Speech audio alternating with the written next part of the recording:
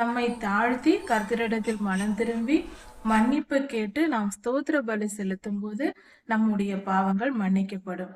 சரி, ஆனால் நாம் எது பாவம் என்பதையும், எது குற்றம், எது கர்த்தருடைய பார்வையில் கோபமூட்டுகிற செயல், மனிதர்களாகிய நாம் செய்கிற தீமையான செயல்கள் எது என்பதை அறிந்து கொள்வதற்கு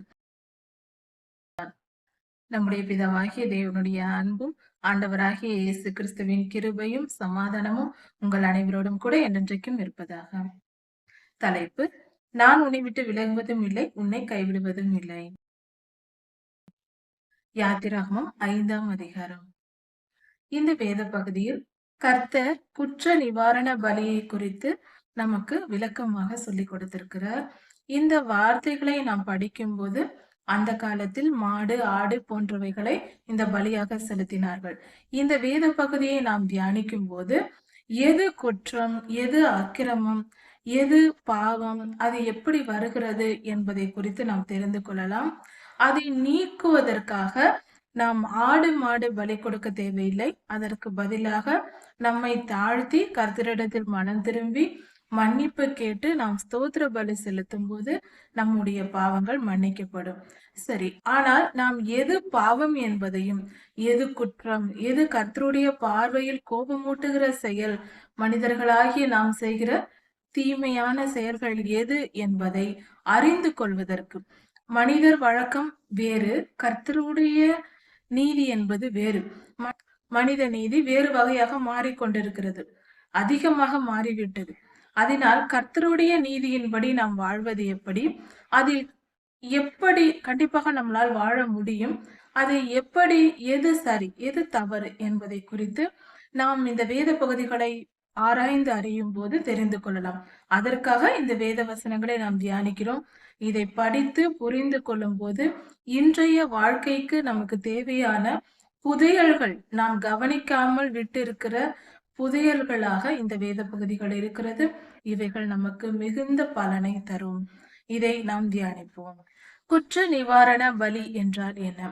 கர்த்தர் விரும்பாத காரியங்களை மனிதன் செய்யும் போது, கர்த்தர் பாவம் என்று நமக்கு சொல்லி இருக்கிற காரியங்களை, சில விஷயங்களை பார்க்கும் போது அது குற்றமாக, கர்த்தருடைய பார்வையில் குற்றமாகப்படுகிறது. ஒரு மனிதன் நீதிமானாய் ஒரு காரியத்தை குறித்து எந்த குற்றமும் இல்லாதவனாய் இருக்க, அந்த மனிதன் மேல் வீண் பழியை இன்னொருத்தர் சுமத்துகிறார். மூன்றாவதாக இருக்கிற நாம் அதை தெரிந்தும், அந்த மனிதன் எந்த தப்பும் செய்யவில்லை, வீணாக பழி போடுகிறானே என்று தெரிந்தும் அமைதியாக இருந்து விடுவது, உதவி செய்வதில்லை, அந்த இடத்தில் நீதியை நிலைநாட்டுவதில்லை. இல்லை, அந்த மனிதன் எந்த குற்றமும் செய்யவில்லை, அதற்கு நான் சாட்சியாக இருக்கிறேன், நீங்கள் சொல்லுகிற அந்த குற்றம் நடைபெறும் போது நானும் அங்கு இருந்தேன், இவன் ஒரு குற்றமும் செய்யாதவன் என்று நீதியை நிலைநாட்டாமல், நமக்கு மனமறிய, நமக்கு தெரிந்தும், நம் கண்களால் பார்த்திருந்தும் அதை சொல்லாமல், ஒரு மனிதன் கஷ்டப்படுவதை, நீதிமான் துன்பப்படுவதை பார்த்து கொண்டு எந்த நீதியையும் நிலைநாட்டாமல் இருப்பது கர்த்தருடைய பார்வையில் அக்கிரமமாக இருக்கிறது. லேவியராகமம் 5ஆம் அதிகாரத்தில் இது நமக்கு கொடுக்கப்பட்டிருக்கிறது. இப்படிப்பட்ட அக்கிரமம் செய்துவிட்டு ஒரு மனிதன் இருக்கிறார். அவனுக்கு பாவ மன்னிப்பு கிடைக்குமா என்றால், இப்படி செய்துவிட்டு அந்த சூழ்நிலையில் அமைதியாய் இருந்துவிட்டு, ஒரு நீதிமான் தண்டிக்கப்படுவதை பார்த்து கொண்டு அமைதியாய் இருந்துவிட்டு அதன் பின்பு மனஸ்தாபப்படுகிறான். ஐயோ, நான் பார்த்திருந்தும் சொல்லாமல் போனேனே, அந்த மனிதன், ஒரு நீதிமான் தண்டிக்கப்படுவதை நான் பார்த்து கொண்டு சும்மா இருந்து விட்டேனே, நான் சொல்லி இருக்கலாமே என்று மனம் வருத்தப்பட்டு, செய்த குற்றத்தை, அந்த அக்கிரமத்தை நினைத்து மனம் வருந்தி பாவ மன்னிப்பை பெற வேண்டும் என்று நினைத்தால், அந்த மனிதன் செய்த பாவத்திற்கான பாவ நிவாரண பலி என்ன என்று இந்த பகுதியில் நமக்கு கொடுக்கப்பட்டிருக்கிறது. இப்படி மூன்றாவதாக இருக்கிற ஒரு மனிதன், நாம் அறிந்த ஒரு மனிதன் தவறு செய்யாதிருக்க வீண் பழி சுமத்தப்படும் போது, அதை தெரிந்தும் நாம் அந்த இடத்தில் நீதியை நிலைநாட்டாமல், உண்மையை சொல்லாமல் அமைதியாக இருப்பது, அக்கிரமத்திற்கு துணை போவதாக இருந்தால் அது பாவம். அந்த நேரத்தில் அந்த பாவத்தை செய்துவிட்டு, அந்த அக்கிரமத்தை செய்துவிட்டு பின்பு மனஸ்தாபப்பட்டால் நாம் கர்த்தரிடம் வந்து மனம் திரும்பி மன்னிப்பு கேட்கும் போது, கர்த்தரிடத்தில் ஸ்தோத்திர பலி செலுத்தி நாம் மன்னிப்பு கேட்டால் கண்டிப்பாக கர்த்தர் மன்னிப்பார். ஆனால் ஒரே ஒரு விஷயம், கர்த்தரை ஏமாற்ற முடியாது. மனம் திருந்தி மன்னிப்பு கேட்டால்தான் ஆண்டவர் மன்னிப்பார். மனம் திரும்பாமல் சும்மா வார்த்தைக்காக நாம் சொன்னால், அவர் வார்த்தையை கவனிக்கிறவர் அல்ல, இருதயத்தின் ஆழங்களை கவனிக்கிறவர். நம் இருதயத்தை ஆராய்ந்து பார்க்கிற தேவன். அவர் பார்ப்பார், உண்மையிலேயே இவன் மனம் திரும்பி இருக்கிறானா என்று பார்த்துதான் அந்த மனிதனை மன்னிப்பார். மனம் திரும்பினால்தான் பாவ மன்னிப்பு கிடைக்கும். சும்மா போய் உட்கார்ந்து கொண்டு ஸ்தோத்திர பலி செலுத்தி விட்டால் மன்னிப்பு கிடைத்து விடாது. மனம் திரும்பி பாவ மன்னிப்பு கேட்டார். இனி அப்படி ஒரு சூழ்நிலை ஏற்பட்டால் நான் நீதியை நிலைநாட்டுவேன் என்ற முடிவெடுத்த ஒரு மனநிலைதான் மனம் திரும்புதல். அப்படி மனம் திரும்பி மன்னிப்பு கேட்டால் கர்த்தர் நம் பாவங்களை கிருபையாய் மன்னித்து அந்த அக்கிரமத்தை நம்மை விட்டு நீக்கி போடுவார். நாம் நித்திய ஜீவனுக்குள் போகலாம். ஒருவேளை அப்படி நாம் மனம் திரும்பாவிட்டால் நித்திய ஜீவனுக்கே போக முடியாது. கர்த்தருடைய ராஜ்யத்தில் இடம்பெற முடியாது. ஒரு குற்றமும் இல்லாமல் இவ்வுலக வாழ்க்கையை முடித்தால்தான் நம்மால் கர்த்தருடைய ராஜ்யத்திற்குள் செல்ல முடியும். அடுத்தது, இறந்த மிருகங்களின் உடல். காட்டு மிருகம், அசுத்தமான மிருகங்கள் இறந்திருப்பதை தொடுவது, தெரியாமல் தொட்டுவிட்டோம் என்றால் அது தீட்டு என்று கர்த்தர் சொல்லுகிறார். அது எப்படி தீட்டு அப்படி என்றால், அது குற்றமாகவும் தீட்டாகவும் எண்ணப்படுகிறது. அந்த மிருகத்தின் உடலை தொட்டவர்களை நாம் தொட்டாலும் அது தீட்டாகவும் குற்றமாகவும் சொல்லப்படுகிறது கர்த்தருடைய பார்வையில். ஏன் அப்படி? இன்றைய விஞ்ஞான கூற்றின்படி நம்மால் இந்த விஷயத்தை சுலபமாக புரிந்து கொள்ள முடியும். அந்த காலத்திலாக இருந்தால் தீட்டு என்றால் என்னவென்று புரியாது, நமக்கு சொல்ல வழி இல்லை. ஆனால் இன்று விஞ்ஞான வளர்ச்சியினால் நம்மால் இதை தெளிவாக புரிந்து கொள்ள முடியும். நாம் அறிவியல் பூர்வமான உலகத்தில் அறிவியல் அறிவோடு நாம் வாழ்ந்து கொண்டிருக்கிறோம். படிப்பறிவு இருக்கிறது. அதனால் இதை சுலபமாக புரிந்து கொள்ளலாம். இல்லை என்று சொல்லக்கூடாது. உண்மையில் இந்த தீட்டு என்ற காரியங்கள் உண்மைதான். அதாவது மிருகம், எந்த ஒரு அசுத்தமான மிருகம் என்றால் அது ஒரு கர்த்தருடைய பார்வையில் அதன் தன்மைகள் மிக மோசமானதாக இருக்கிறது. அப்படிப்பட்ட எந்த ஒரு மிருகம் நன்றாக தெரியும் நமக்கு, ஒரு மிருகம் இறந்தால் அதில் நோய் கிருமிகள் உண்டாகும் என்று. அந்த நோய் கிருமியுள்ள அந்த மிருகத்தின் உடலை, இப்பொழுது ஒரு யானை இருக்கிறது, அது இறந்து விடுகிறது என்று வைத்துக் கொள்வோம். அதை எடுத்து அடக்கம் செய்கிறார்கள், அதை போய் தொட்டு எடுக்கிறார்கள் என்றால் அது டிகம்போஸ் ஆகி அது கெட்டு போக தொடங்கும். அதே போல ஒரு நாய் அல்லது பூனை, இப்படிப்பட்ட மிருகங்கள் இருக்கும்போது அதை தொடுகிறவர்களுக்கு உடலிலும் அந்த கிருமிகள் பரவும். அப்படி தொட்டவர்களை நாமும் தொட்டால் அந்த கிருமிகள் நம்மிடமும் ஒற்றிக்கொள்ளும். இப்பொழுது கொரோனா வந்தது கொஞ்ச காலத்திற்கு முன்பு. அப்பொழுது மூச்சு காற்றை கூட நாம் ஒருவருக்கொருவர் படாதபடி நம்மை பாதுகாத்து கொண்டோம். அதன் பொருள் என்ன? அன்று கர்த்தர் தீட்டு என்று சொன்னார், இன்றைக்கு நாம் கிருமி என்று சொல்லுகிறோம். வார்த்தை தான் வேறு, விஷயம் ஒன்றுதான். அதே போலதான் இப்படிப்பட்ட விஷயங்களை தொடும்போது நாம் கிருமியினால் தாக்கப்படுவோம். நமக்கு சரீரத்தில் பலவீனம் வரும் என்பதற்காக தான் கர்த்தர் இப்படி நாம் குளித்து அப்படி தீட்டுப்பட்டவர்களை தொட்டாலோ அல்லது நாமே அந்த மிருகங்களை தொட்டு விட்டாலோ, இறந்த மிருகங்களை, நாம் தீட்டு நோய் கிருமிகள் நம்மிடம் இருக்கும். அதனால் சாயங்காலம் வரைக்கும் குளித்து சுத்தமாக்கி கொண்டு நாம் பின்பு எல்லாரையும் தொட வேண்டும், வீட்டிற்குள் வர வேண்டும், வீடு சுத்தமானதாக இருக்கும் என்று கர்த்தர் சொல்லியிருக்கிறார். இதுதான் தீட்டு என்ற ஒரு காரியம். கர்த்தருடைய வார்த்தையை மீறுகிற பாவம் இருக்கிறது அல்லவா? கர்த்தர் சொல்லிவிட்டார், நமக்கு கொடுத்திருக்கிறார், இந்த மாதிரியான மிருகங்களை தொடக்கூடாது என்று. மீறி போய் தொடுகிறோம். அதனால் நாம் மனம் திரும்பி கர்த்தரிடத்தில் மன்னிப்பு கேட்டு, ஒரு ஆடை அந்த காலத்தில் பலி கொடுப்பார்கள். இன்று நாம் கர்த்தருக்கு ஸ்தோத்திர பலி செலுத்த வேண்டும். அப்படி மனம் திரும்பி மன்னிப்பு கேட்கும் போது நம்முடைய பாவங்கள் நமக்கு மன்னிக்கப்படும். எப்படி ஒரு மிருகத்தை தொடாமல் இருக்க முடியுமா? அப்படியெல்லாம் கூட நினைக்கலாம். ஆனால் ஒன்று யோசித்துக் கொள்வோம். இந்த கொரோனா சமயத்தில் ஒருவர் பொருளை ஒருவர் தொடாமலும் கை குலுக்கிக் கொள்ளாமலும் கூட மனிதர்கள் வாழ்ந்த காலம் அது. எத்தனை பேர் எவ்வளவாய் பாடுபட்டார்கள். சிலர் தனிமைப்படுத்தப்பட்டார்கள். மனதளவில் எவ்வளவு கஷ்டப்பட்டார்கள். சரீரத்தில் பாதிப்பு ஏற்பட்டு எவ்வளவு கஷ்டப்பட்டார்கள். லாக்டவுனால் வெளியில் போகாமலும், வருமானம் இல்லாமலும், பசி பஞ்சத்தினாலும் நிறைய பேர் பஸ் போன்ற வசதிகளை பயன்படுத்த முடியாமல் பல மைல் தூரம் நடந்து சென்று அப்படியெல்லாம் தன் சொந்த ஊருக்கு போவதற்கு கஷ்டப்பட்டார்கள். இப்படி நெறைய பேர் நெறைய விதமான உலகமே ஒரு 500 வருடங்களுக்கு முன்பாக போனது போல எல்லாம் மூடி கிடந்தது.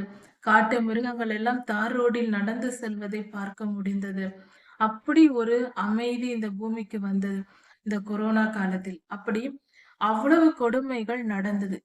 அவ்வளவு கஷ்டங்கள் இந்த பூமிக்கு வந்தது.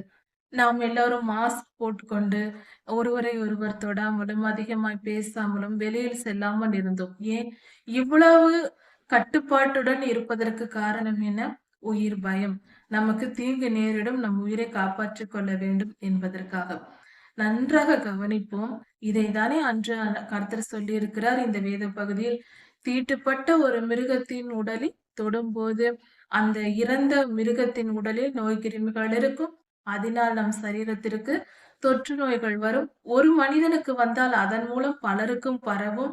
இப்படி பலவித ஆபத்துகள் இருப்பதினால்தான் இறந்த மிருகத்தின் உடலை தொடாதே என்று கர்த்தர் ஒரு கட்டளையாக நமக்கு கொடுத்தார். கர்த்தர் இதை சொல்லாவிட்டால் சிலர் அதை எடுத்து புசித்து கூட இருப்பார்கள். ஒரு மான் இறந்து கிடக்கிறது என்று வைத்துக் கொள்வோம். கர்த்தர் சொல்லாவிட்டால் நமக்கு எப்படி தெரியும் சரி எது தவறு எது என்று? உடனே அதை எடுத்து வேட்டையாடியது போல அதை எடுத்து சமைத்து சாப்பிட்டு விட்டார்கள் என்றால், அதன் சரீரத்தில் இருக்கிற அந்த விஷத்தன்மை மனிதனையும் பாதித்து, அந்த ஒரு நாள் ஒரு குடும்பம் மாத்திரம் அல்லாமல், அது அவர்கள் மூலமாய் பலருக்கும் பரவி, பல பேர் மரிப்பதற்கு காரணமாக அமைந்துவிடும். அதனால்தான் கர்த்தர் இந்த கட்டளைகளை எல்லாம் கொடுத்திருக்கிறார். எதையும் அற்பமாக நினைக்க வேண்டாம். இந்த வசனங்களை நாம் படிக்கும்போது, எவ்வளவு பெரிய ஆபத்திலிருந்து கர்த்தர் நம்மை காப்பாற்றுகிறார் என்பதை ஆழமாய் தியானிக்கும் போதுதான் தெரியும். அதனால் இறந்த மிருகத்தின் உடலை தொடக்கூடாது. தொட்டால் குளித்துவிட்டு சுத்திகரித்துக் கொண்டு எல்லோரையும் தொட்டுக்கொண்டு வீட்டிற்குள்ளெல்லாம் வரக்கூடாது. வெளியில் இருந்து குளித்து சுத்தமாகி கர்த்தருக்கு பலி செலுத்தி பலவித சுத்திகரிப்புகளை செய்து கொள்ள வேண்டும். அப்பொழுதுதான் நம்முடைய குடும்பத்தின் ஆரோக்கியமும் நம் சமுதாயத்தையே நாம் பாதுகாக்க முடியும். கர்த்தர் நல்லவர். அவர் நம்மை நல்லபடியாக பாதுகாக்க அவர் நன்மையான காரியங்களை மட்டுமே நமக்கு சொல்லிக் கொடுப்பார். அதுவும் நம் பாதுகாப்புக்காக தான். ஒரு விஷயம் யோசித்து பார்ப்போம். கர்த்தர் கொடுத்திருக்கிற வேதத்தில் 10 கட்டளைகள், கற்பனைகள் 2, நியாயப்பிரமாணங்கள், வேத வசனங்கள், மத்தேயு, மார்க்கு, லூக்கா சுவிசேஷ புஸ்தகங்களில் கொடுத்திருக்கிற மலை உபதேசங்கள், இதையெல்லாம் நாம் கடைபிடித்தால் கர்த்தருக்கு ஏதாவது வல்லமை கூட போகிறதா? அவருக்கு வல்லமை இல்லையா? அல்லது அவருக்கு ஏதாவது நற்பெயரை நாம் ஏற்படுத்த வேண்டும் என்பதற்காக நாம் இதையெல்லாம் செய்ய வேண்டும் என்று கர்த்தர் சொல்லியிருக்கிறாரா? சற்று யோசித்து பார்ப்போம். எதை எப்பொழுது வேதம் வாசியுங்கள் என்று எவ்வளவு பேர் சொன்னாலும் வேதம் வாசிப்பதில்லை, ஜெபிப்பதில்லை, கர்த்தரை தேடுவதில்லை, ஏனோ தானோ என்று இருப்பது. அதை ஒரே ஒரு நிமிடம் இந்த காரியத்தை யோசித்து பார்ப்போம். இப்பொழுது ஒரு மனிதர் ஒரு திருச்சபையில் ஒரு போதகர் தன்னுடைய விசுவாசிக்கு தன்னுடைய திருச்சபையில் இருக்கிற ஒரு உறுப்பினரை பார்த்து நீங்கள் வேதம் வாசியுங்கள் என்று சொல்லுகிறார். அந்த மனிதரும் வேதம் வாசிக்கிறார் என்று வைத்துக் கொள்வோம். நம்மளுடைய ஆயர் சொல்லிவிட்டாரே என்று கேட்டு வேதம் வாசிக்கிறார். வேதம் வாசிப்பதினால் அந்த பாஸ்டருக்கு அவருக்கு ஏதாவது நன்மை உண்டாகுமா? அல்லது அவர் வாழ்க்கையை இவர் காப்பாற்றப் போகிறாரா? அல்லது கர்த்தருக்கு ஏதாவது வல்லமை கூட போகிறதா? ஊழியக்காரர்களுக்கு ஏதாவது நன்மை நடக்கப் போகிறதா? இல்லை. கர்த்தரை யார் தேடுகிறார்களோ, கர்த்தருடைய சன்னதியில் யார் காத்திருக்கிறார்களோ, அவர்களுக்கு தான் நன்மை கிடைக்கப் போகிறது. அதனால் நம்முடைய நன்மைக்கு தான் கர்த்தர் சொல்லுகிறார். ஊழியர்கள் நமக்கு சொல்லிக் கொடுக்கிறார்கள் கர்த்தருடைய வார்த்தையை என்பதை புரிந்து கொண்டு நம்முடைய நல்வாழ்வுக்கு நம்முடைய பரிசுத்தமான வாழ்க்கை என்பது நம் ஜீவனையும் நம் ஆத்துமாவை காப்பாற்றக்கூடியது. நம் குடும்ப சமாதானத்தை கொண்டு வரும். இவ்வுலக வாழ்க்கையிலும் நித்தியத்திலும் நாம் சமாதானத்துடன் வாழ முடியும், சந்தோஷமாய் வாழ முடியும் என்பதை புரிந்து கொண்டு நம்முடைய நன்மைக்கு தான் நாம் கர்த்தரை தேடுகிறோமே ஒழிய அடுத்தவருக்காக அல்ல என்ற பெரிய ஞானமான ஒரு காரியத்தை புரிந்து கொண்டு ஏற்றுக்கொண்டு அதன்படி நடப்போம். கர்த்தரை தேடுவோம். கர்த்தருடைய வசனத்தை தியானிப்போம்.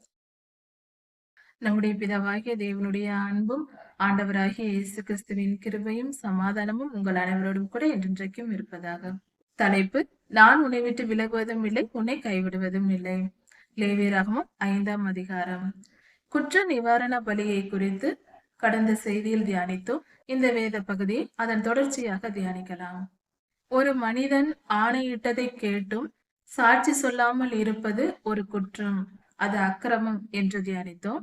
குற்ற நிவாரண பலிக்கு இறந்த மிருகங்களை தொடுவது அல்லது அந்த மிருகங்களை தொட்டவர்களை தொடுவது போன்றவை குற்றமாகவும் தீட்டாகவும் எண்ணப்படுகிறது. இது கர்த்தருக்கு பிரியமில்லாத காரியம். அதனால் நம்முடைய சரீரமும் நம்முடைய மனதும் பாதிக்கப்படும் என்பது கர்த்தருடைய வார்த்தையா இருக்கிறது. இதுவும் குற்றமாக எண்ணப்படுகிறது. அடுத்தது மனம் பதறி ஆணையிடுவது. இதையெல்லாம் நாம் செய்யக்கூடாது என்று கர்த்தர் விரும்புகிறார். இந்த மூன்றாவது காரியமாக பதறி ஆணையிடுதல். நாம் ஒரு காரியத்தை நாம் உணர்ச்சி வசப்பட்டு ஏதாவது பேசிக் கொண்டிருக்கும் போது ஒரு சூழ்நிலையின் நிமித்தமாகவோ அறிந்தோ அறியாமலோ எப்படி செய்தாலும் தெரியாமல் செய்தாலும் குற்றம் குற்றம்தான். கர்த்தர் இந்த காரியத்தை மனம் பதறி ஆணையிடுவது, ஒரு தவறான ஒரு ஆணை இட்டுவிட்டு பின்பு ஐயோ நான் சத்தியம் செய்து விட்டேனே, இப்படி நடந்து விட்டதே என்று வருத்தப்பட்டார், அதுவும் குற்றமாக எண்ணப்படுகிறது. அப்படிப்பட்டவர்களும் மனம் திரும்பி கர்த்தருக்கு பலியிடும் போது அந்த பாவங்கள் மன்னிக்கப்படும் என்று சொல்லப்படுகிறது. இதற்கு என்ன பலியிடும் முறைமையை ஆண்டவர் கொடுத்திருக்கிறார் என்றால், ஒரு வெள்ளாட்டு கடா அல்லது ஆட்டுக்கடா கர்த்தருடைய தேவாலயத்தில் அதை பலி கொடுக்க வேண்டும். தகன பலிபீடத்தின் அடியில் அந்த மிருகம் கொல்லப்பட்டு பலி கொடுக்கப்பட வேண்டும். தகன பலியாக அவை செலுத்தப்பட வேண்டும் என்று கர்த்தர் நியமித்திருக்கிறார். அல்லது அந்த ஆடையோ வெள்ளாடையோ எடுத்துக்கொண்டு வர அவர்களுக்கு வசதி இல்லாதிருந்தால் அவர்கள் காட்டு புறாவையோ அல்லது புறா குஞ்சுகளையோ இரண்டை கொண்டு வந்து கர்த்தருக்கு தகன பலியாக செலுத்த வேண்டும். அப்படி செலுத்தப்படும் போது அந்த பலியை ஆசாரியரிடத்தில் கொண்டு வர வேண்டும். ஆசாரியர் அதை பலியாக ஒப்பு கொடுப்பார், தகன பலியாக செலுத்துவார் கர்த்தருக்கு முன்பாக. அப்பொழுது அந்த மனிதனுடைய பாவம் மன்னிக்கப்படும். அல்லது அந்த 2 புறாக்களையோ 2 புறா குஞ்சுகளையோ கொண்டு வர அவர்களுக்கு வசதி இல்லாதிருந்தால் அவர்கள் மெல்லிய மாவு, அதாவது மைதா மாவு அந்த காலத்தில் கொண்டு வர சொல்லி அதை தகன பலியாக ஒரு கைப்பிடி அளவு எடுத்து எண்ணெயும் தூபவர்க்கமும் இடாமல் அதை பலியாக கர்த்தருடைய பலிபீடத்தில் தகனித்து மிச்சம் உள்ளதை போஜன பலியாக ஆசாரியர்களை சேருவது. இப்படியாக கர்த்தர் இந்த நியமங்களை கடைபிடிக்க சொன்னார். ஒரு மனிதன் செய்கிற குற்றமான பாவத்திற்கு, அக்கிரமத்திற்கு, தீட்டு, குற்றம் போன்ற காரியங்களுக்கு கர்த்தர் இப்படியாக குற்ற நிவாரண பலியை கட்டளையிட்டிருக்கிறார். பரிசுத்தமானதில் குற்றம், அதாவது கர்த்தருடைய காணிக்கையை தொடுவது, கர்த்தருடைய பொருள்களை தேவாலயத்தில் திருச்சபையில் இன்றைய நிலையில் என்ன சொல்லப்படுகிறது என்றால், இன்றைய நிலைக்கு ஏற்றபடி சொல்ல வேண்டிய, இந்த காலத்திற்கு ஏற்றபடி சொல்ல வேண்டும் என்றால், திருச்சபையின் காரியங்கள், கர்த்தருடைய ஊழியத்தின் பணத்தையோ பொருளையோ அல்லது திருச்சபையின் பணத்தையோ பொருளையோ அதை அசுத்தமாக்கி விட்டால், அதாவது தீட்டுப்படும்படி செய்து விட்டால், அதை எடுத்து கொண்டால் அல்லது அபகரித்து கொண்டால், அதை தவறாக பயன்படுத்தி விட்டால் அப்படிப்பட்டவர்கள் குற்றம் உள்ளவர்கள் என்று கர்த்தர் சொல்லுகிறார்.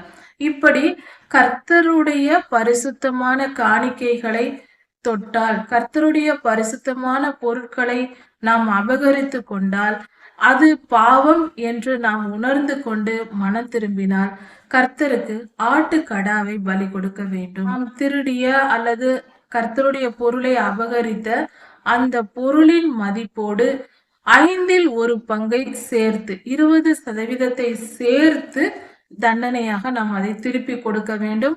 ஆட்டுக்கடாவையும் பலி கொடுக்க வேண்டும். மனம் திரும்பி பாவ மன்னிப்பு கர்த்தரிடத்தில் கேட்க வேண்டும். இப்படி செய்தால் நம்முடைய பாவங்கள் மன்னிக்கப்படும். இந்த காலத்திற்கு ஏற்றபடி சொல்ல வேண்டும் என்றால், ஒரு திருச்சபையில் போதகர் இருக்கிறார். அவர் கர்த்தருடைய காணிக்கை பணத்தில் 1,00,000 ரூபாயை திருடி விட்டார் என்று வைத்துக் கொள்ளலாம். ஒரு உதாரணத்திற்காக அவர் எடுத்துக்கொண்டார், தன்னுடைய சுய செலவுக்காக அவர் திருடி கொண்டார் என்று வைத்துக் கொள்வோம். அவர் எடுத்து விட்டார், செலவு செய்து விட்டார். ஆனால் அதன் பின்பு அவர் மனசாட்சியால் குத்தப்படுகிறார்.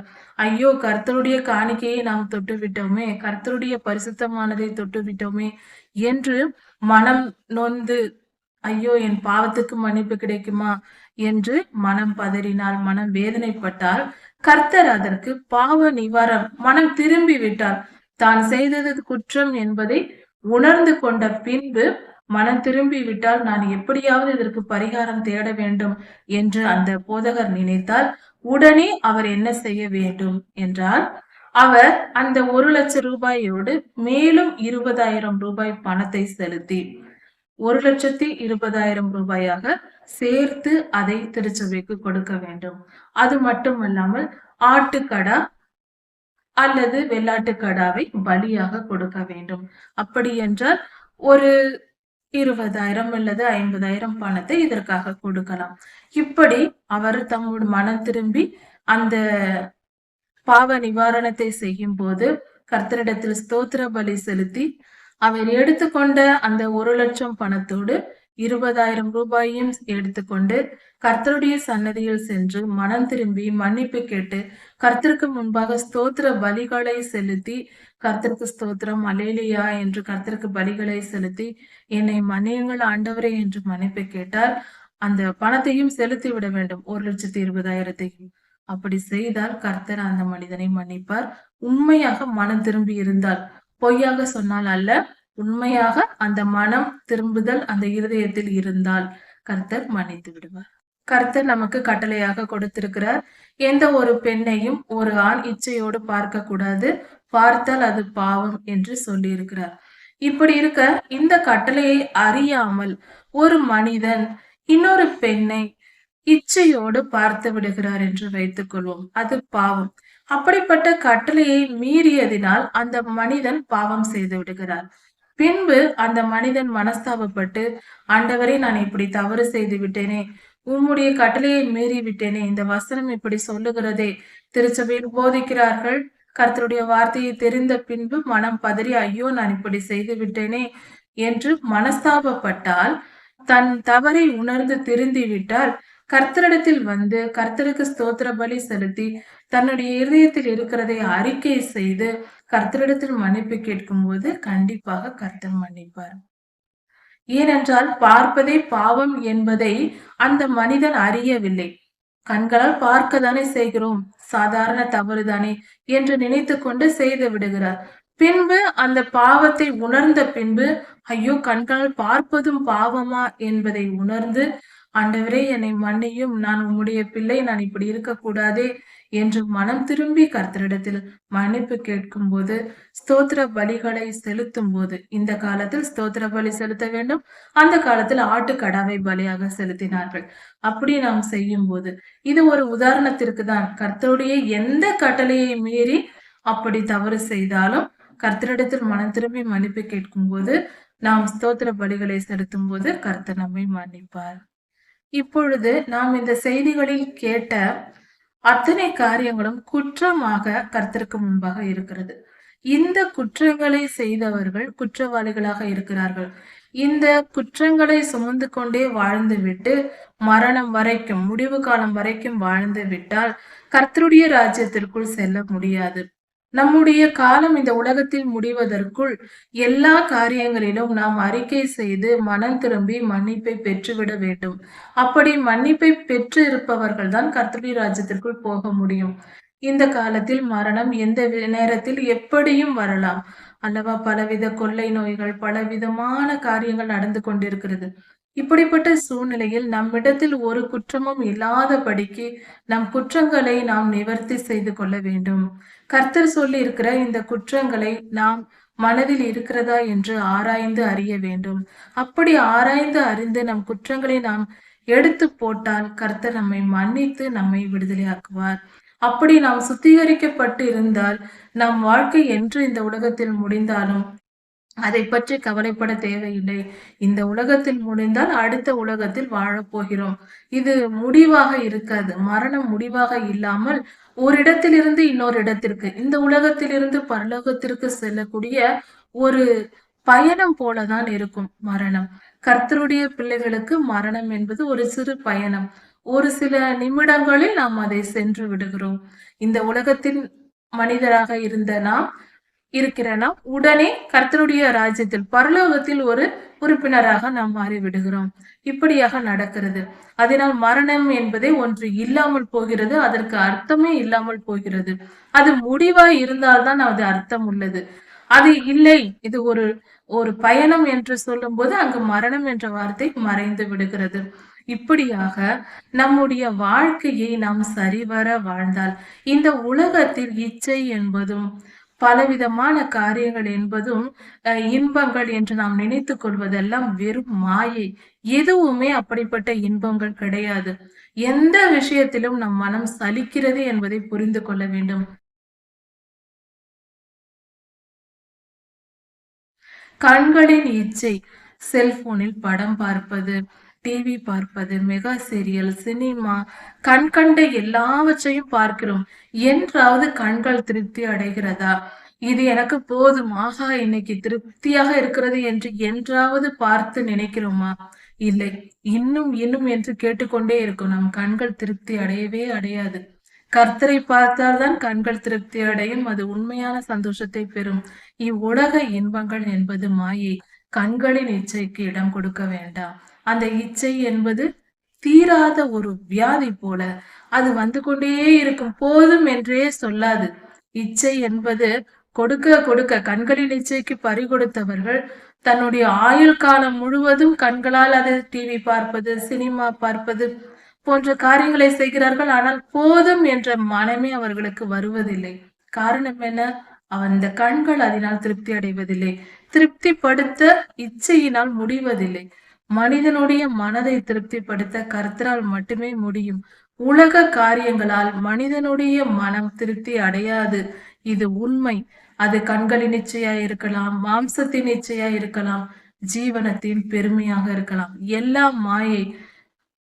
மாம்சத்தின் இச்சையை குறித்து சற்று பார்க்கலாம். சாப்பிடுவது, இச்சையான ஒழுக்கக்கேடாக வாழ்வது, கற்பு நெறி தவறி வாழ்வது, இதிலெல்லாம் என்றாவது போதும் என்று எந்த மனிதனாவது சொன்னது உண்டா? இல்லை. அவன் செய்கிற இச்சையை தொடர்ந்து செய்து கொண்டே இருப்பான். அதற்கு முடிவே இருக்காது. போதும் என்ற திருப்தியுடைய மனம் இச்சைக்கு வராது. இச்சை கொண்டவர்களின் மனம் முடிவே இல்லை அவர்களுடைய இச்சைக்கு. அது அடங்காது. ஏனென்றால் அதில் எந்த சந்தோஷமும் இல்லை என்பதே உண்மை. இச்சை என்பது பாவம். அது வேண்டாம். அது மனித மனதை திருப்திப்படுத்துவது போல நடிக்கும். உண்மையாக திருப்திப்படுத்தாது. இச்சையினால் எந்த மனமும் திருப்தி அடைவதில்லை. அது கண்களின் இச்சையாய் இருந்தாலும் சரி, மாம்சத்தின் இச்சையாய் இருந்தாலும் சரி. சாப்பிடுகிற இச்சை நிறைய பேருக்கு உண்டு. அப்படி அவர்கள் அதிகமா என்ன என்ன சாப்பிட்டாலும் திருப்தி அடைகிறதா?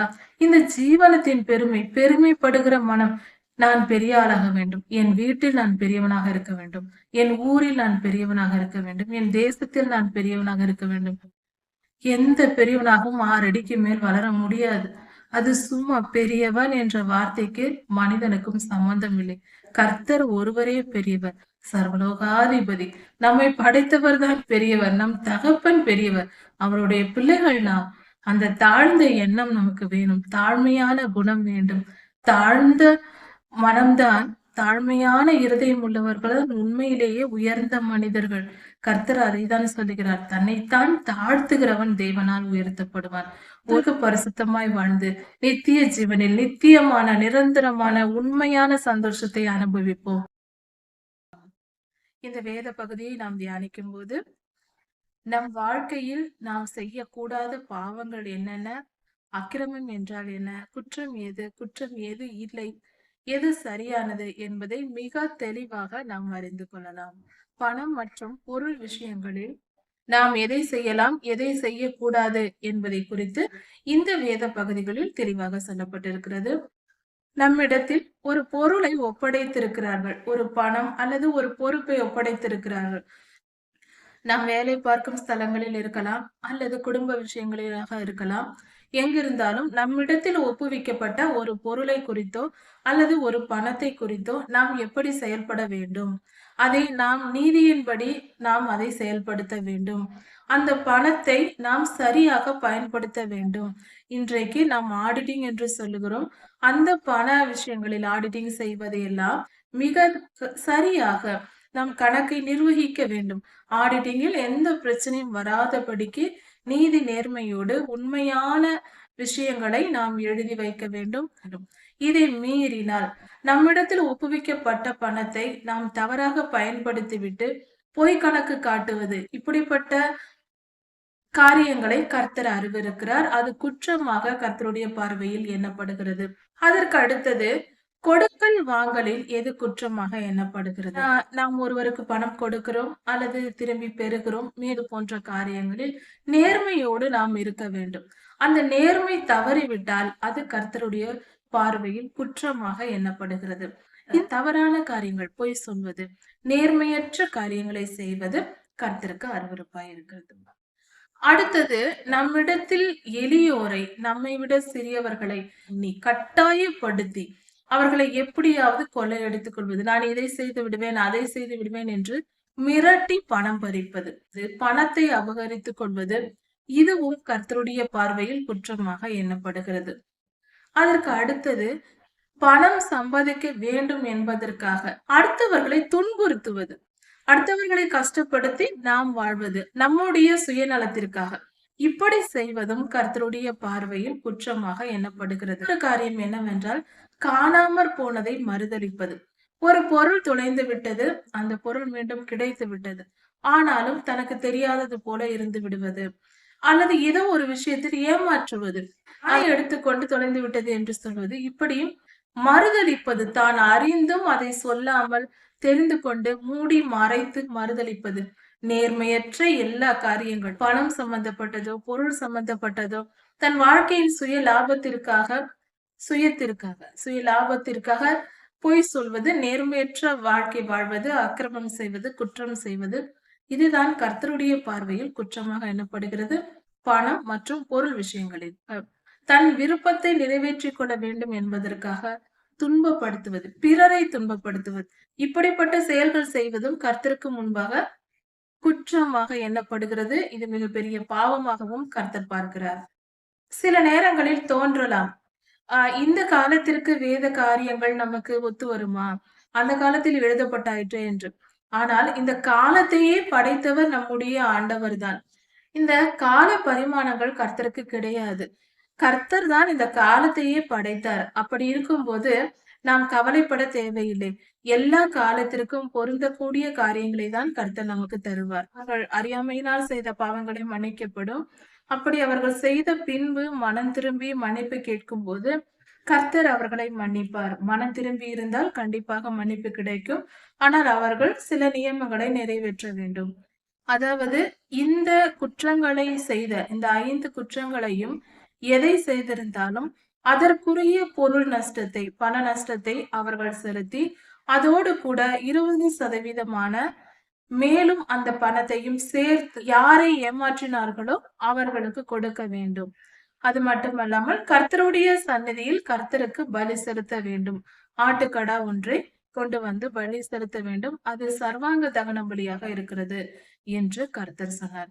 இப்படியாக அவர்கள் செய்யும் போது அவர்களுடைய குற்றங்கள் மன்னிக்கப்படும். கர்த்தர் அவர்களுடைய பலிகளை ஏற்றுக்கொண்டு அவர்களை மன்னிப்பார். கலாத்தியர் 5ஆம் அதிகாரத்தில் மாம்சத்தின் கிரியைகள் என்று சொல்லப்பட்டிருக்கிறது. 17 விதமான குற்றங்கள், மனிதர்கள் செய்கிற குற்றங்கள். அந்த 17 விதமான காரியங்களையும் நாம் நன்றாக படித்து புரிந்து கொண்டு அதை நம் வாழ்க்கையில் இருந்து எடுத்து போட்டால் இந்த குறிப்பிட்ட பாவங்கள் நாம் செய்ய மாட்டோம். பொதுவாக எல்லாவித பாவத்திற்கும் அடிப்படை காரணமாய் இருப்பது சுயமும் பெருமையும் தான். இந்த இரண்டும் கர்த்தருக்கு அருவருப்பானது. இதுவே ஆணி வேராய் இருக்கிறது. ஒரு மரத்தின் வேர்தான் எல்லாவற்றையும் தாங்குகிறது, எல்லாவற்றிற்கும் காரணமாய் இருக்கிறது. பூக்கள், கனிகள், காய்கள், இலைகள் எல்லாவற்றிற்கும் காரணமாய் இருக்கிறது. அதுபோல மனிதனுடைய இருதயத்தில் இருக்கிற சுயமும் பெருமையும் கர்த்தருக்கு விரோதமான ஒரு செயலாகவும் கர்த்தரிடத்திலிருந்து பிரிக்கிற பாவ காரியங்களை உண்டு பண்ணுகிறதாகவும் இருக்கிறது. கலாத்தியர் 5ஆம் அதிகாரத்தில் சொல்லப்பட்டிருக்கிற மாம்சத்தின் கிரியைகளை நாம் எடுத்து படிக்கும்போது, அவைகள் நம்முடைய இருதயத்தில் சுபாவங்களாக இருந்தால் பாவம் செய்வோம்.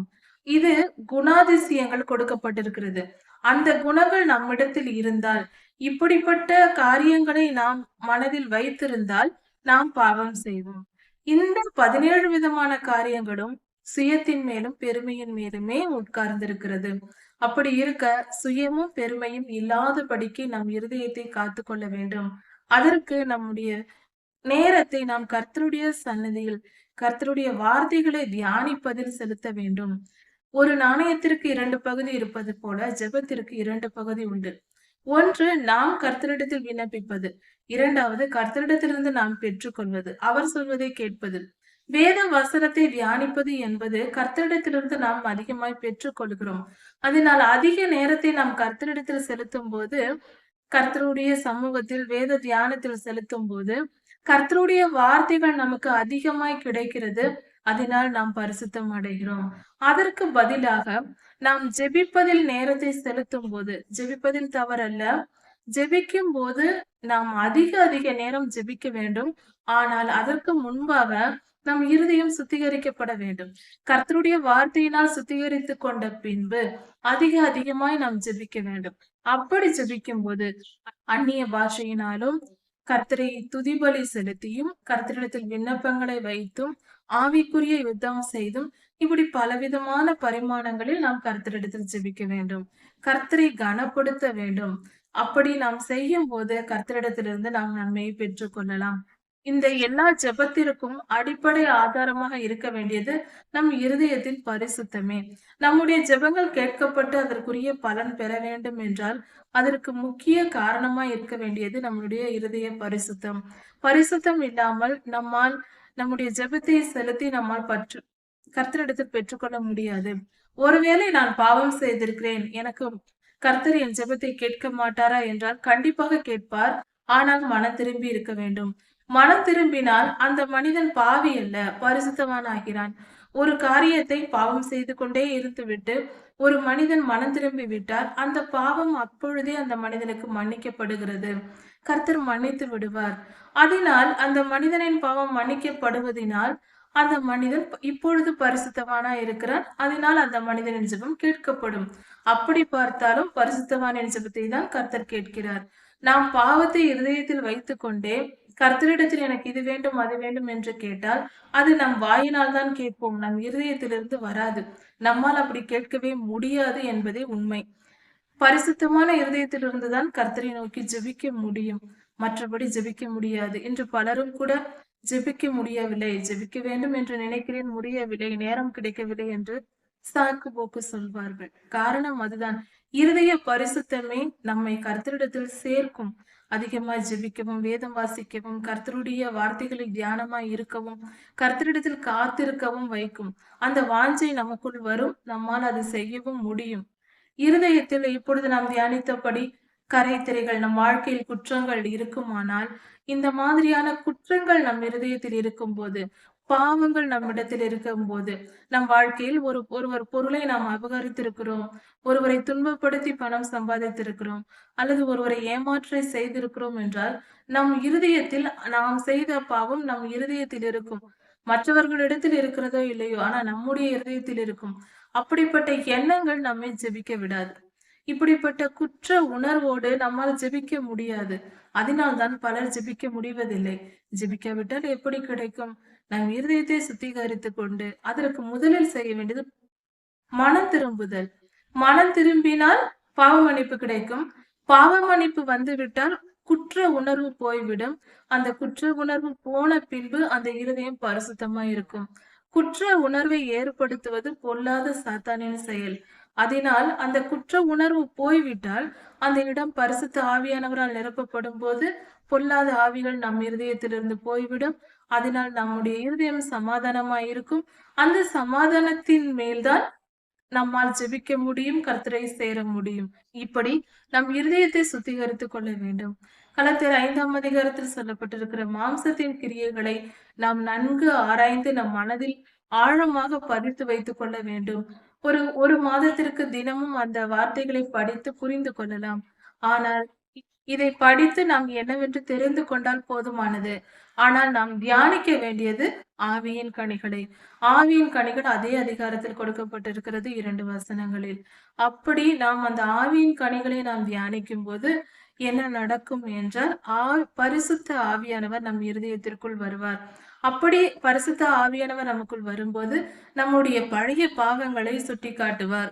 நாம் ஏற்கனவே செய்து கொண்டிருந்த பழைய பாவங்கள், குற்றங்கள், குறைகள் எல்லாவற்றையும் சுட்டிக்காட்டுவார். அவைகளை எல்லாம் நாம் கர்த்தரிடத்தில் அறிக்கை செய்து நாம் மனம் திரும்பி விட்டு விடும்போது கர்த்தர் நம் பாவங்களை மன்னித்து விடுவார். அப்பொழுது பரிசுத்த ஆவியானவர் நம் இருதயத்தை ஆளுகை செய்ய தொடங்குவார். இதுதான் பரிசுத்தமான மனம். அதற்கு முன்பிருந்த அந்த பொல்லாத ஆவிகள் பறந்து போயிருக்கும். அது அங்கிருக்காது. பரிசுத்த ஆவியானவர் நம் இருதயத்திற்குள் வந்து விட்டால் பொல்லாத ஆவிகள் அதற்கு முன்பே போய்விடும். அதனால் நமக்கு குற்ற உணர்வு இருக்காது. மனக்குழப்பங்கள், டென்ஷன்கள், வேதனைகள், பிரச்சனைகள் போன்ற எல்லா விதமான துன்பங்களையும் போட்டு ஒரு அழுத்தத்திற்குள், மன அழுத்தத்திற்குள் இருக்கிறோம் என்று சொல்லுவோம். அப்படிப்பட்ட எந்த மன அழுத்தமும் இருக்காது. பரிசுத்த ஆவியானவர் இருக்கிற இருதயம் குழந்தையை போல இருக்கும். அவர்கள் சந்தோஷமாக சிரித்துக் கொண்டே சந்தோஷமாக இருப்பார்கள். அவர்களை எந்த மன அழுத்தமும் தொட முடியாது. பரிசுத்த ஆவியானவரை பெற்றுக்கொண்டால் அந்த இருதயத்தில் டென்ஷன், மன அழுத்தம் போன்ற விஷயங்களுக்கு இடமே இருக்காது. துன்பம், துயரம் எது வேண்டுமானாலும் வரலாம். மரணமே கூட வரலாம். எதுவும் அவர்கள் இருதயத்தை அசைக்காது. உறுதியான மனமாய் இருக்கும். சமாதானம் உள்ள மனமாய் இருக்கும். சிறு குழந்தையைப் போல நம்முடைய மனம் மாறிவிடும். அதனால் எந்த துன்பமும் நம்மை பாதிக்காது. எந்த இன்பத்தை கண்டும் துள்ளவும் மாட்டோம். அப்படிப்பட்ட ஒரு சரியான மனநிலையை கர்த்தர் தருவார். அதற்காக துக்கமாய் இருப்பதல்ல, சந்தோஷமான மனம் இருக்கும். எந்த காரியத்தை செய்தாலும் மன நிம்மதி இருக்காது. ஆனால் பரிசுத்த ஆவியானவர் நமக்குள் வந்து விட்டால், கர்த்தருடைய சமூகத்தில் காத்திருந்து நாம் அவரை பெற்றுக்கொண்டால், நம் இருதயம் பரிசுத்த ஆவியானவரால் நிரப்பப்படும் போது அங்கு குற்ற உணர்வில்லை, எந்தவித குழப்பம் இல்லை, எதை குறித்தும் கவலை இல்லை, கவலையும் இருக்காது. யார் நமக்கு என்ன செய்து விடுவார்களோ என்ற பயமும் இல்லை. என் எதிர்காலம் எப்படி என்பதை பற்றி யோசிக்கவும் தேவையில்லை. எல்லாவற்றையும் கர்த்தர் பார்த்துக் கொள்கிறார் என்கிற விசுவாசம் இருக்கும். அவரே எல்லாவற்றையும் சந்திப்பார். நாம் வெறும் குழந்தையைப் போல, சிறு பிள்ளையைப் போல சந்தோஷமாக விளையாடிக் கொண்டு சமாதானமாக நம்முடைய வேலைகளை செய்து கொண்டு நாம் வாழலாம். அப்படிப்பட்ட ஒரு பரிசுத்தமான வாழ்க்கையை பரிசுத்த ஆவியானவர் தருவார்.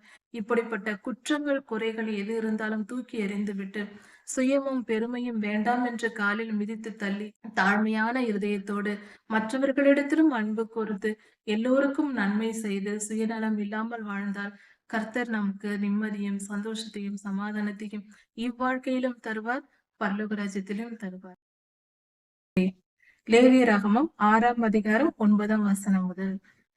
இந்த காலத்தில் நாம் புரிந்து கொள்ள வேண்டிய பல வேத ரகசியங்கள் இந்த இடத்தில் கொடுக்கப்பட்டிருக்கிறது. இந்த வேத பகுதிகளை அதிகமாய் நாம் தியானிப்பதில்லை. பொதுவாக இதில் நம்முடைய வாழ்க்கையில் நாம் கடைபிடிக்க வேண்டிய பலவித காரியங்கள், அதனால் என்ன நற்பயன் ஏற்படும், அப்படி கடைபிடிக்காததினால் நம் வாழ்க்கையில் வருகிற துன்பங்கள் என்ன என்பதை குறித்து சற்று ஆராய்ந்து பார்ப்போம்.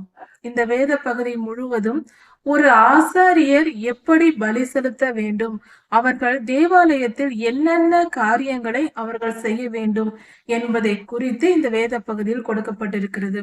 சர்வாங்க தகன பலி எப்படி கொடுக்கப்பட வேண்டும், அந்த பலி செலுத்தும் போது பலிபீடம் எப்பொழுதுமே, அந்த பலி செலுத்தும் போதும் இரவு முழுவதும் பகல் முழுவதும் எப்பொழுதும் எல்லா சூழ்நிலையிலேயும் சர்வாங்க தகன பலிபீடத்தில் அக்னி எரிந்து கொண்டே இருக்க வேண்டும் என்று சொல்லப்பட்டிருக்கிறது.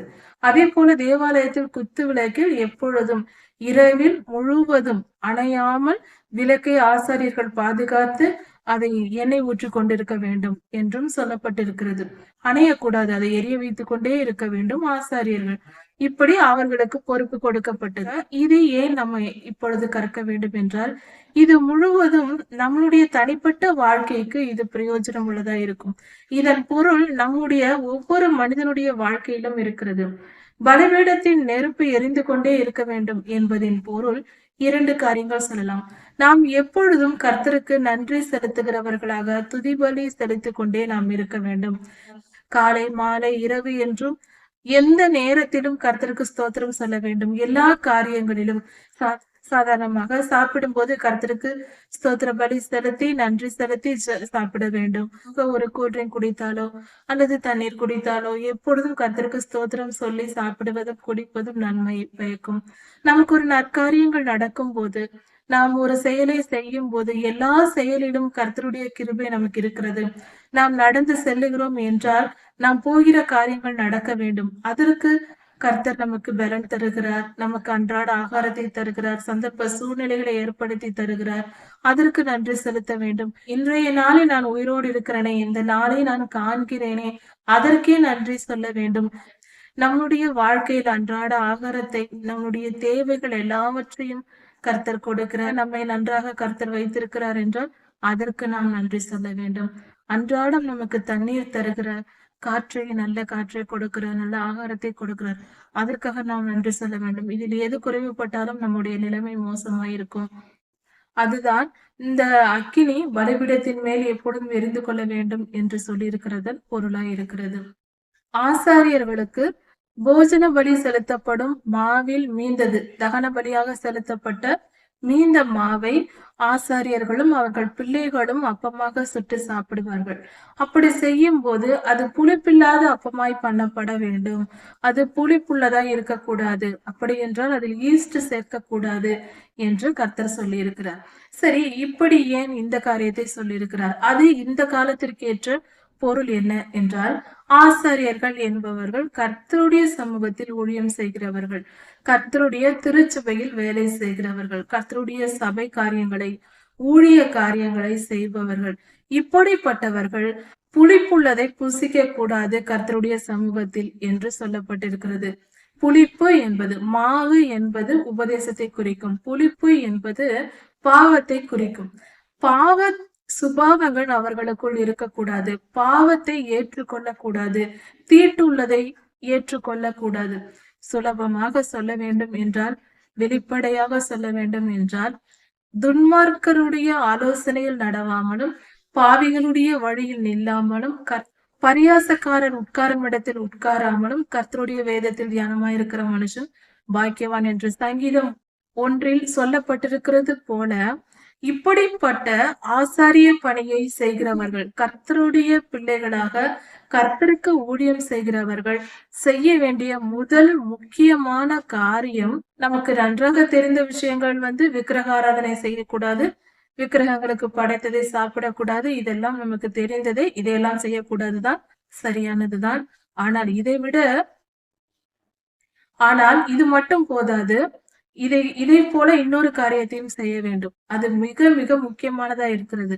அது என்னவென்றால், இந்த சங்கீதம் 1ஆம் அதிகாரத்தில் சொல்லப்பட்டிருக்கிறபடி, பரியாசக்காரர், துன்மார்க்க, பாவிகள், பரியாசக்காரர் இவர்களோடு சேரக்கூடாது. அவர்கள் பேச்சை கேட்க கூடாது. அவர்கள் உட்காரும் இடத்தில் உட்காரக்கூடாது. அவர்கள் போகும் வழியில் நிற்கக்கூடாது. அவர்களுக்கும் துன்மார்க்கருக்கும் ஊழியக்காரர்களுக்கும் சம்பந்தமே இருக்கக்கூடாது. பிரிந்திருக்க வேண்டும். தீமையான மனிதர்கள் என்று தெரிந்தால், பாவிகள் என்று தெரியும் போது அவர்களை விட்டு விலகுவதே புத்திசாலித்தனம். ஏனென்றால், கொஞ்சம் புளித்த மாவு நல்ல மாவையும் புளிக்க பண்ணும், கெட்டு போக பண்ணும். அது போல கொஞ்சம் புளித்த மாவை எடுத்து நல்ல மாவில் ஊற்றினால் அது சீக்கிரமா எல்லாவற்றையும் கெடுத்து புளிக்க வைத்து விடும். அது போலதான் நாம் நம்மை சுத்திகரித்து கர்த்தருடைய வசனங்களால் கர்த்தருடைய சமூகத்தில் காத்திருந்து நம்மை சுத்திகரித்து கொண்டு வரும் வேளையில் நம்முடன் சேர்ந்திருப்பவர்கள் நம் குடும்பத்தாராய் இருக்கலாம், உறவினர்கள், நண்பர்கள், வேலை ஸ்தலங்களில் இருப்பவர்கள், அக்கம் பக்கத்தார் என்று எவ்வளவு இருந்தாலும், யாராயிருந்தாலும் அவர்களோடு நாம் ஐக்கியம் கொள்ள கூடாது. அவர்களோடு சேர்ந்து விட்டால் கண்டிப்பாக நாமும் பாவம் செய்து அதனால் கர்த்தருடைய நியாய தீர்ப்பை பெற்று அதனால் துன்பத்தை அனுபவித்துக் கொண்டிருப்போம். அதனால் அப்படிப்பட்டவர்களை விட்டு விலக வேண்டும். பெற்ற தாயா இருந்தாலும், நாம் பெற்ற பிள்ளையா இருந்தாலும், கணவனா இருந்தாலும், மனைவியா இருந்தாலும், எப்படிப்பட்ட உறவாய் இருந்தாலும் சரி, கர்த்தருக்கு விரோதமாய் செயல்படுகிறார்கள் என்று தெரிந்தால் அப்படிப்பட்டவர்களை விட்டு விலக வேண்டும். ஒருவேளை நம்முடைய குடும்பத்தார் நெருங்கிய உறவு என்று சொன்னால், விலக முடியாது என்று சொன்னால், அப்படியெல்லாம் சொல்லக்கூடாது. விலகிதான் ஆக வேண்டும். ஆனால் விலகுதல் என்பது நம்முடைய மனதளவில் இருக்க வேண்டும். அவர்களை விட்டு நாம் மனதளவில் விலகி இருக்கிறது நமக்கு மிகுந்த பாதுகாப்பை தரும். அது எப்படி என்றால், நாம் ஒன்றாக இருக்கலாம், ஒரே வீட்டில் கூட இருக்கலாம். ஆனால் அதிகமாய் அவர்களிடம் பேசக்கூடாது. அவர்கள் விஷயத்தில் நாம் தலையிடுவதோ, நம்முடைய விஷயத்தில் அவர்கள் தலையிடுவதோ அப்படி இல்லாமல், துன்மார்க்கரை விட்டு, பாவிகளை விட்டு, பரியாசைக்காரரை விட்டு பிரிந்திருப்பது நம்முடைய நிம்மதியை நம்மால் காப்பாற்றிக் கொள்ள முடியும். நாம் உறவாடி கொண்டிருந்தால் பாதிப்பு நமக்கு தான். அதனால் சற்று விலகி இருப்பதையும், மௌனமாய் இருப்பதையும், அமைதியாய் இருப்பதையும் கற்றுக்கொண்டால் மிக சுலபமாக நெருக்கடியான சூழ்நிலைகளில் இப்படி நாம் வாழ்ந்து கொண்டு நம்மை பாவத்திற்கு தப்பி வைத்துக் கொள்ளலாம். கர்த்தருடைய கோபத்திலிருந்து நம்மை காப்பாற்றிக் கொள்ளலாம். அதனால் அவர்கள் மேல் அன்பில்லாமல் இருக்கக்கூடாது. அவர்களிடத்தில் அன்பாய் இருக்க வேண்டும். அவர்களை நேசிக்க வேண்டும். அவர்களுக்கு செய்ய வேண்டிய கடமைகளை செய்ய வேண்டும். அவர்களுக்கு நம்மாலான எல்லா உதவிகளையும் செய்ய வேண்டும். ஆனால் அவர்களுக்குள் இருக்கிற சத்துரு, அவன்தான் துன்மார்க்கத்தை தூண்டுகிறவன். அவனை நாம் எதிர்க்க வேண்டும். நாம் பேசும்போது அவர்களுக்குள் இருக்கிற பொல்லாத ஆவிகளும் நம்முடைய பரிசுத்த ஆவியானவரும் அங்கு மோதல் ஏற்படும். அதனால் வேண்டாம். அப்படிப்பட்டவர்களை விட்டு நாம் விலகி இருப்பது, மௌனமாய் இருப்பது மிகவும் நல்லது. இப்படிதான் கர்த்தருடைய ஊழியக்காரர்கள் தங்களை தாங்களே காத்து கொள்ள வேண்டும். அடுத்ததாக, பலிபீடத்தின் மேல் எப்பொழுதும் அக்கினி எரிந்து கொண்டிருக்க வேண்டும் என்று கர்த்தர் சொல்லியிருக்கிறார். இது தகன பலிபீடத்தில் எப்பொழுதுமே அந்த அக்கினி எரிந்து கொண்டிருக்க வேண்டும். அதன் மேல் கட்டைகளை போட்டு எரித்து கொண்டிருக்க வேண்டும். ஆசாரியர்கள் பலி செலுத்தப்பட்டு கொண்டே இருக்கும். அதிக நேரம் பலி செலுத்தப்பட்டு கொண்டே இருக்கும். அதில் அக்னியும் எரிந்து கொண்டே இருக்கும். கீழே சாம்பல் கொட்டிவிடும். இப்படியாக அதை செய்ய வேண்டும் என்று கர்த்தர் சொல்லியிருக்கிறார். இதன் பொருள் என்ன என்றால், இதை கர்த்தருடைய வார்த்தையின்படி ஆதியாகம காலத்திலிருந்து நடக்கிற சம்பவங்களை ஆராய்ந்து பார்க்கும்போது ஒரு காரியம் வெளிப்படுகிறது. கர்த்தர் சொன்ன பலிபீடத்தின் அக்கினி எரிந்து கொண்டிருக்க வேண்டும் என்ற வார்த்தை இரத்த சாட்சிகளின் மரணத்தை குறிக்கிறது. வெளிப்படுத்தலில் அங்கு இரத்த சாட்சிகள் பலிபீடத்தின் அடியில் பரலோகத்தில் நிற்கிறார்கள் என்றும், அவர்கள் எங்களுக்கு எப்பொழுது நீதி செய்வீர் என்று கேட்கிறார்கள் என்றும் எழுதப்பட்டிருக்கிறது. அதே போல ஆதியாகம காலத்தில் ஆபேலின் ரத்தம் கர்த்தரை நோக்கி கூப்பிட்டது இந்த பூமியிலிருந்து என்றும் சொல்லப்பட்டிருக்கிறது. இப்படி இருக்க ஆதியாகம காலத்திலிருந்து வெளிப்படுத்தல் காலம் வரைக்கும், அன்று முதல் இன்று வரை உலக வரலாற்றை பார்க்கும் போதும் தொடர்ந்து ஒவ்வொரு காலகட்டத்திலும் இரத்த சாட்சிகள் மரித்து கொண்டே இருக்கிறார்கள். இந்த சம்பவத்திற்கு முடிவில்லை. இந்த காலம் இருந்தது, கொஞ்ச காலம் இரத்த சாட்சிகள் மரித்தார்கள், அப்புறம் இல்லை என்று சொல்ல முடியாது. முதல் பிறந்த பிள்ளைகள் காயினும் ஆபேலுமா இருக்கிறார்கள். அவர்கள் இருவரில் ஒருவர் கொலைகாரராகவும் ஒருவர் கொல்லப்பட்டவர்களாக இருக்கிறார். கொலை என்பது முதலிலே நடந்திருக்கிறது. இரத்த சாட்சி என்றால் என்ன? சாகிறவர்கள் எல்லோரும் இரத்த சாட்சிகள் அல்ல. கர்த்தருக்கு பரிசுத்தமாய் வாழ்கிறவர்கள், கர்த்தருடைய நாமத்தின் நிமித்தம் கொல்லப்படுகிறவர்கள் தான் இரத்த சாட்சிகள். அதாவது கர்த்தருக்கு பரிசுத்தமாய் வாழ்ந்து கொண்டிருப்பவர்கள், அவர்கள் குற்றமற்றவர்களாய் இருப்பார்கள். அப்படிப்பட்டவர்கள் மேல் துன்மார்க்கமாய் எந்த மனிதன் அந்த நீதிமானை கொல்லும் போது, குற்றமற்ற இரத்தத்தை சிந்தும் போது, அது இரத்த சாட்சியாய் இருக்கிறது. இப்படிப்பட்ட மரணங்கள் ஆதி காலம் முதல் இன்று வரை, இனியும் கர்த்தருடைய வருகை வரை இந்த இரத்த சாட்சி மரணம் என்பது கர்த்தரால் சொல்லப்பட்டது. பொல்லாத சாத்தானின் பாவம் ஏவாளம்மா முதல் தொடங்கி இன்று வரை செயல்பட்டு கொண்டிருக்கிறது. கர்த்தருடைய வருகை வரைக்கும் அவன் அதிகமாக, அவனுடைய வேகமும் அவனுடைய வீரியமும் அதிகமா இருக்கிறது.